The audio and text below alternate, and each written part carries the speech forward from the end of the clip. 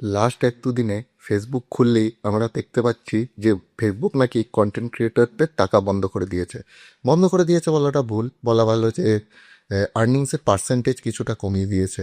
তবে এই জিনিসটা থেকে আমাদেরও কিন্তু অনেক কিছু শেখার আছে, যে লাইফে কোনো কিছু না পার্মানেন্ট নয়। আজকে যেটা হচ্ছে আগামী দিনেও যে সেটা হবে তার কিন্তু কোনো ব্যাখ্যা নেই। এটা কেন বলছি? ধরুন আপনি শেয়ার মার্কেটে ইনভেস্ট করছেন, যখন বুল মার্কেট চলছে আমরা আমাদের সব টাকা ইনভেস্ট করে দিই। আমরা ভুলেই যাই যে সামনে খারাপ দিন আসতে পারে, বিয়ার মার্কেট আসতে পারে বা মার্কেট পড়তে পারে। আমার কোনো ব্যাকআপ প্ল্যান রাখি না তার জন্য। তাই জন্য যখন মার্কেট পড়ে যায় তখন হয় সমস্যা। এই ধরুন লাস্ট 7-10 দিনে মার্কেট কিন্তু অনেকটা পড়েছে, কিন্তু অধিকাংশই আমাদের মধ্যে সেই র্যালিটা ধরতে পারিনি। তার মূলত দুটো কারণ। প্রথমত হচ্ছে যে আমরা বুঝতেই পারিনি র্যালিটা হবে, এতটা পুলব্যাক আসতে পারে। আর দ্বিতীয়ত হচ্ছে আমাদের কাছে তো টাকাই নেই।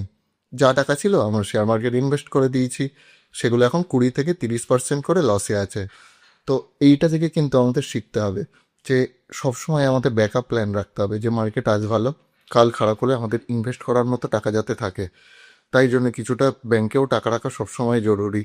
বা হেজিং করার জন্য কিছুটা গোল্ড বীজ কিনলেন, কিছুটা সিলভার বীজ কিনলেন। এই ভুল যত আগামী দিনে না করবেন তত বড় মুনাফা আপনারা আপনাদের পোর্টফোলিওতে দেখতে পারবেন।